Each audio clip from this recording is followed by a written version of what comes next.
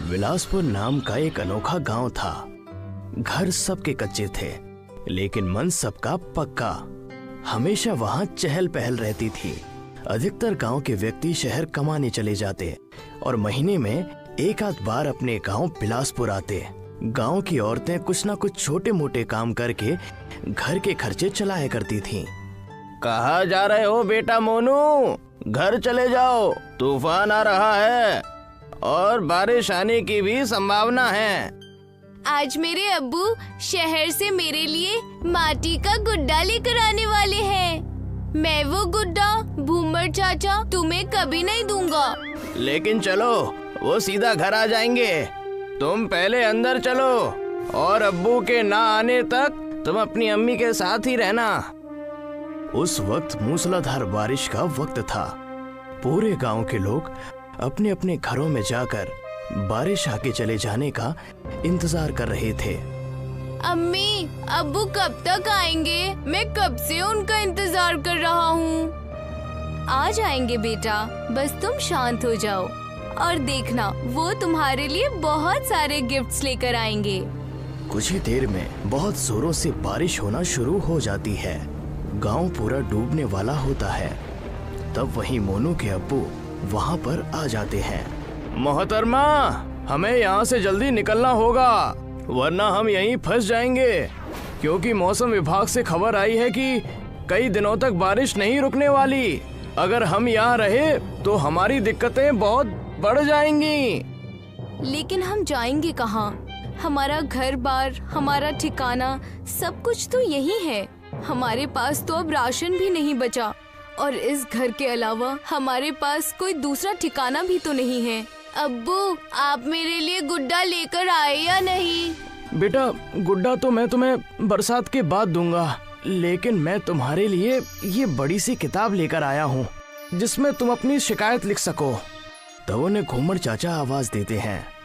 अरे चंद्रकांत बेटा, पूरा गांव नदी के उस पार जा रहा है। जब तक बारिश खत्म नहीं होती तब तक हम वहीं रहने वाले हैं। अपना कीमती सामान लेकर हमारे साथ वहाँ चलो। लेकिन हमारा गुजारा वहाँ कैसे होगा? हम क्या करेंगे वहाँ पर? तुम बस अपने घर का कीमती सामान ले चलो। कुछ राशन हो तो वो भी ले लो और वहाँ पर हमारे साथ चलो। इसी में सबकी जानें बचेंगी। वरना अगर नदी और बारिश का पानी हमारे घर में आ गया तो हमारे घर नहीं बचेंगे। चंद्रकांत अपने खानदान और कीमती सामान लेकर जा ही रहा था कि मोनू ने अपने साथ किताब भी ले ली। बेटा, तुम अपनी किताब मुझे दे दो, वरना तुम्हारी किताब पानी में भीग जाएगी। ठीक है अम्मी। सारे गांव वाले नदी के उस पार जाकर मिलते हैं और सारे ही जिसके पास जो हो सकता था वो लेकर नदी के पार चला गया। किसी ने बासी खाना लिया तो किसी ने अपने कपड़े और जेवरात। नदी के तट पर गांव वाले बारिश के रुकने का इंतजार कर रहे थे। पूरे एक दिन उस तट पर बिताने के बाद ना राशन बचा और ना ही ठिकाना। पानी भी वक्त के साथ साथ भरता जा रहा था। अगर ऐसे ही बारिश होती रही तो हम में से कोई भी नहीं बचेगा। हमें खुद इंद्रदेव से दुआ करनी होगी, तब जाकर कुछ तरकीब निकलेगी। आखिर इन सब में हमारी कोई गलती नहीं है। हे इंद्रदेव, रहम करो। हमारे साथ बच्चे और बूढ़े भी हैं। रहम करें, उन बेचारों की जान खतरे में है। उनकी दुआ सुनकर एक बड़ा सा उजाला आता है और इंद्रदेव प्रकट होते हैं। इस बारिश का कारण खुद पृथ्वी के लोग हैं।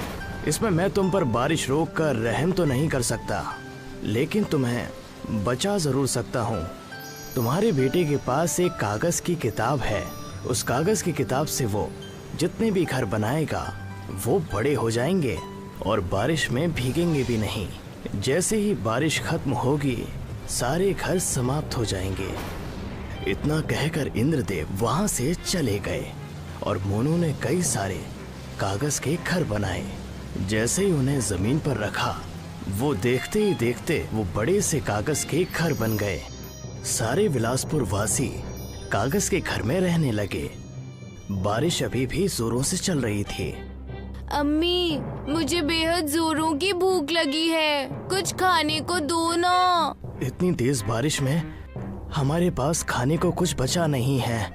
हम क्या बनाकर खिलाएं जिससे बच्चों का पेट भर पाए। चंद्रकांत घुम्मड़ चाचा के कागज की कुटिया में जैसे तैसे चला जाता है। क्या हुआ चंद्रकांत बेटा, तुम इतनी बारिश में बाहर क्यों घूम रहे हो? क्या बताऊं काका, मेरा बच्चा और बेगम दोनों भूख से करा रहे हैं। अगर हमने खाने का इंतजाम नहीं किया तो खतरा ना आ जाए। जैसे तैसे जाकर अब बारिश हमारे घरों में नहीं आ रही है, वरना हमारा असली घर भी पानी में डूब चुका है। मेरे गांव वाले घर में कुछ चावल और मसाला है, अगर वहां जैसे तैसे पहुंच जाएं तो कुछ दिनों के खाने का इंतजाम हो जाएगा। मेरे घर पे भी मेरा शहर से लाया हुआ बैग है, अगर हम वहां चलकर वहां पर कुछ इंतजाम कर सकते हैं तो बहुत भला होगा। कड़कड़ाती बिजली और बारिश में अपनी जान की बाजी लगाकर दोनों अपने बाढ़ में डूबे गांव विलासपुर पहुंचते हैं। वहां जाकर उन्हें पता चलता है कि उनके गले तक पानी भर गया है। यहाँ तो पूरे गले तक पानी भरा हुआ है। कहीं हमारे घर का बचा खुचा राशन भीग गया होगा तो हम क्या करेंगे? हमारा यहाँ से लौट जाना ही ठीक है। नहीं, मैंने अपना राशन घर के ऊपर स्टील की टंकी में रखा हुआ है। अगर हम मेरे घर से वो टंकी ले चलें तो हमारा काम बन जाएगा। रुकिए, मैं जाकर ले आता हूँ, आप यहीं ठहरिए। चंद्रकांत घुम्मड़ चाचा के घर जाकर, जो घर पानी से आधा भरा हुआ था, वहाँ से राशन की टंकी ले लेता है। घुम्मड़ चाचा और चंद्रकांत सारा राशन लेकर कागज के गांव पहुँचते हैं। उनके हाथ में राशन देखकर पूरे गांव वाले बेहद खुश हो जाते हैं।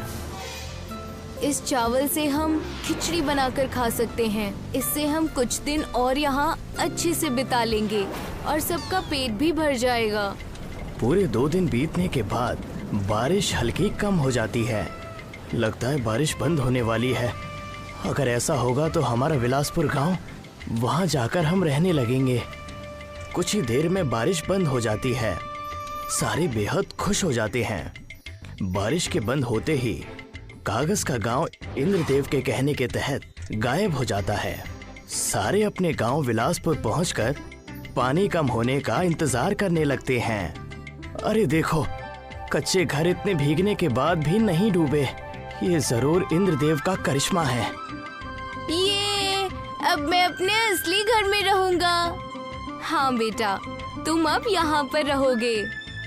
सारे गांव वाले अपना घर अच्छा पाकर खुशी खुशी विलासपुर में अपनी जिंदगी बिताने लगते हैं।